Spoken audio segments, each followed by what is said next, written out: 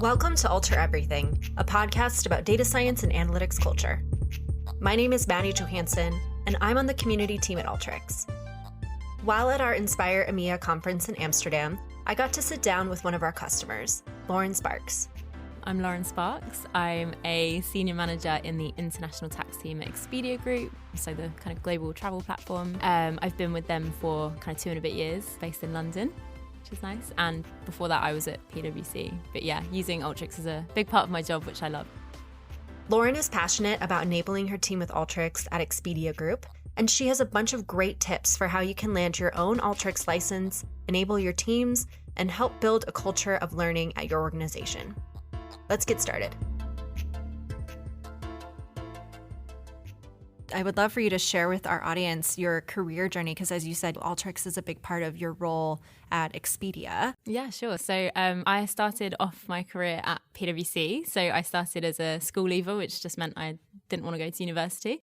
So I was with them for 6 years in the end. And that's the first place that I saw Alteryx. I think PwC, especially in the UK, got behind it quite early on, it seemed. So they were like licenses for everyone and training for everyone. So I saw it briefly there and was like, it's awesome. I love it. And then went on a secondment to Expedia. So I was still at PwC, but helping out on the Expedia team. And that was about 10 months. And with secondments, you always say, I promise I'll come back. And then if a job offer comes, often people stay. So wait, sorry, what is that? So secondment is like where you feel like you're working for Expedia. You're going to their office, you're in their team, but you're still employed by PwC. So it's kind of like a short term, to help with staffing issues. It could be like if they've got someone off on leave, then they might get someone in, or if they've just got resource constraints, they might just say as a kind of stopgap, let's just get someone from the Big Four. Okay. And yeah, it's often short term. So it was meant to be 6 months, and then we extended it, and then a job came up, and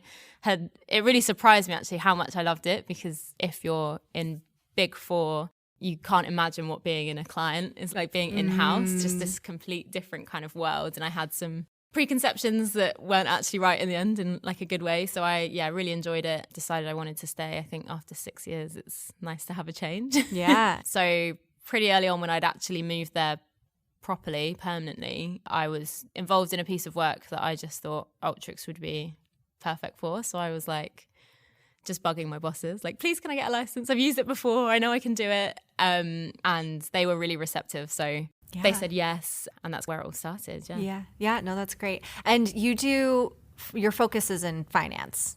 Is that right? Yes, yeah. I'm in the tax team, which is part of finance. Yeah. Okay, cool. So given your time in the finance, analytics and finance world, how have you seen the industry evolve?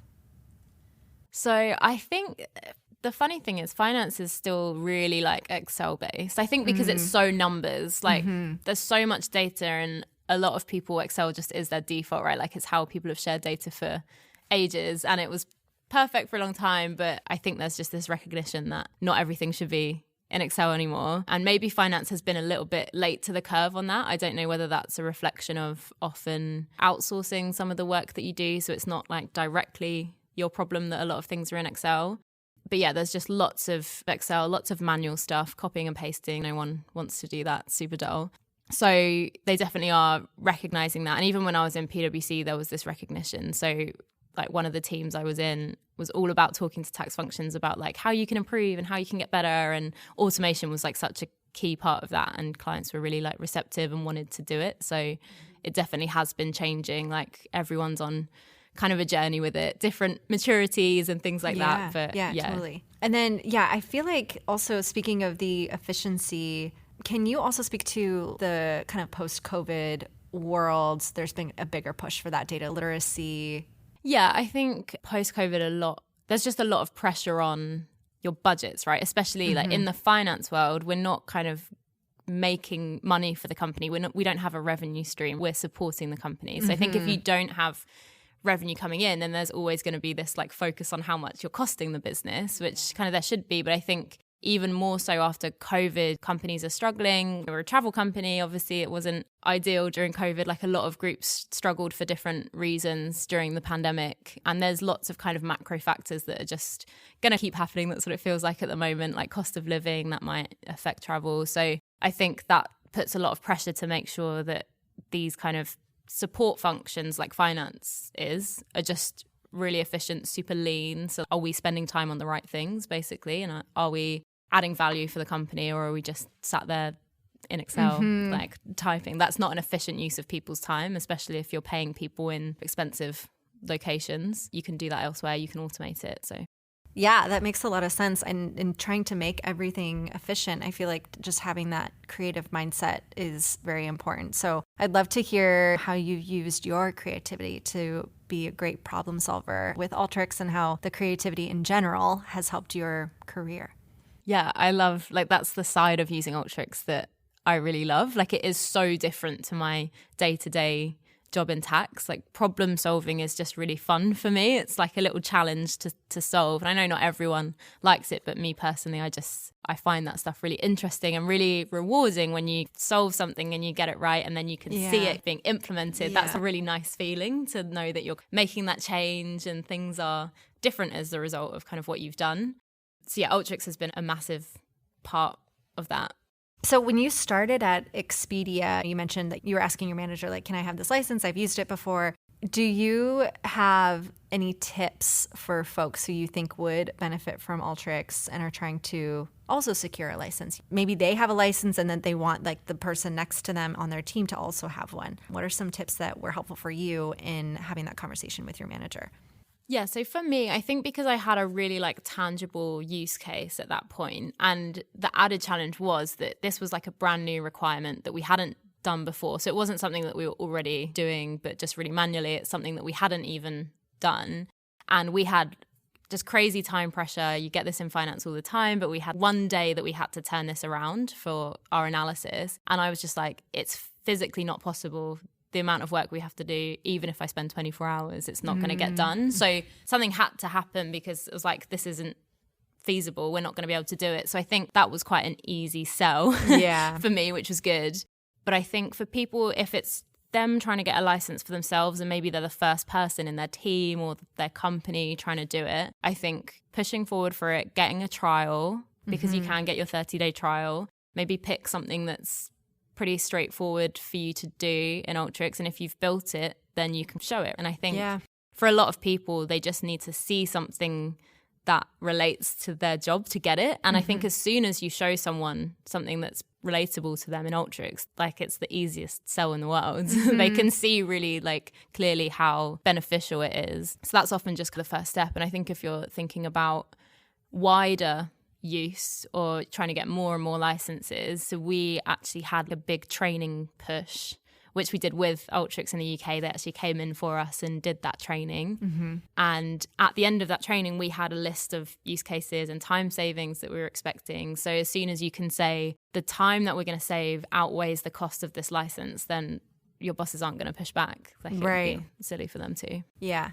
And you helped organize that training. Can you share just like more of what that kind of entailed? Yeah, so I got a message like out of the blue from someone at Alteryx basically saying, like, they were the account rep at the time, just saying, hey, like, we can see that you have a license. Like, we'd love to just talk about what you're doing with it. So I had that call, and they were the one to suggest, you know, some training, some support that they could give us. And I was like, yeah, because I think the challenge that I had in my team was, because I was using it, I was able to solve a few things, but I'm only one person and I did still have my day job, right? So I can't spend 100% of my time on it.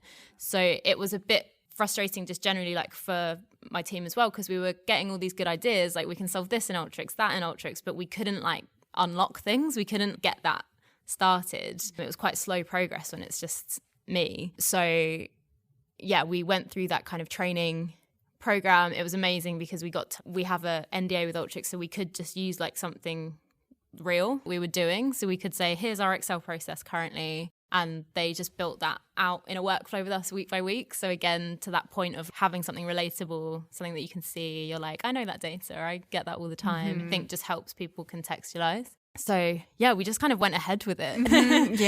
There was no kind of like big push. It was more just, someone's reached out to me, I think it would be a good idea. Like, why not, basically? Yeah, totally. And he said that, I think you mentioned too, that you coordinated that for EMEA, and then that training has filtered into other offices. Is that right? Yeah, it's evolved from there. So I think because the Amira was almost like a little trial run, I guess, because we got to the end of that and we had all this kind of, all these use cases. We had more licenses. I think we got 5 off the back of that. And because we could show like this is beneficial and people really liked it, we had like really good feedback from that training.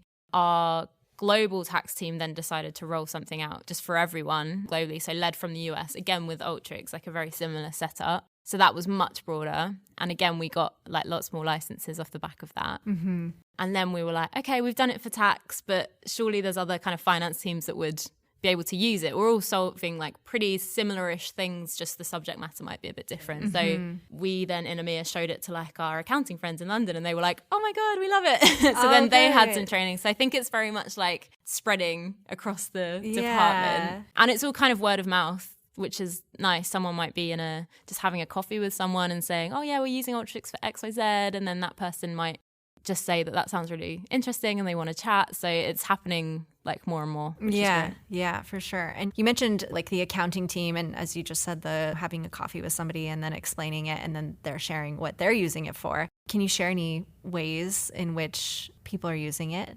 Yeah, we've got like lots of different use cases, which I think is good because it just shows like it's not just applicable for one or two things. There's lots of different things that you're doing. So a lot of finance is just repetition, right? You do something like monthly or quarterly or daily. And a lot of processes are really structured. Like we get financial data in that's always in a set format. So that's quite helpful for Alteryx because we're not having to deal with lots of like rubbish data. So it might be things like forecasting. It might be like journal entries, doing actual tax calculations for some things. So yeah, lots of different use cases. Yeah, no, that's cool. And what's your favorite Alteryx tool or trick or like use case, I guess? Maybe it's like forecasting or something that's had a big impact for you or your team.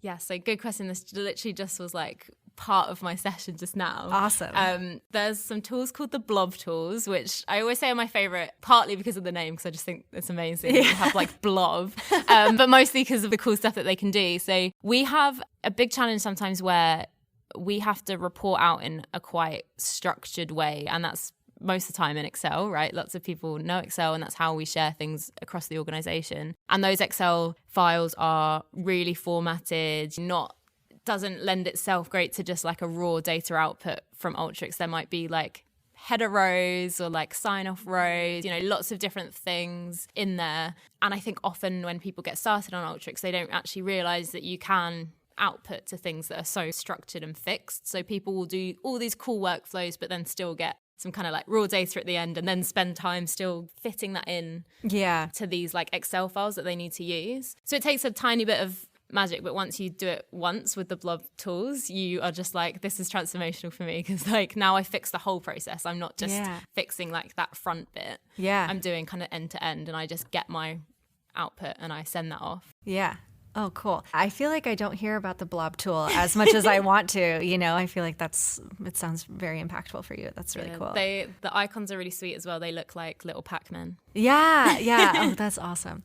Yeah. And so you mentioned your session earlier today. So for our audience, we are recording in Amsterdam at Inspire and Lauren had a breakout session. Can you tell us about what you talked about during that session? Yeah, sure. My session, probably pretty similar to stuff I'm saying on this podcast. It was all about my personal experience with Alteryx and how we're using it in Expedia, like in my role in tax, and how I just think that the finance profession in general, so regardless of what industry you're in or if you're an advisor or if you're in-house, the Alteryx is like really helpful and there's so much use case in finance just generally. So that was it. I guess it was more of compared to a lot of the other sessions at Inspire, which are really technical and here's how you do this really cool thing in Alteryx, it was a bit more just storytelling, like how have I found it? What's my learnings? What's gone wrong? And like how can you learn from that? So yeah, we did also have a tiny little demo of that blob thing as well, which I love it. Was fun. But yeah, it was kind of a bit more kind of high level.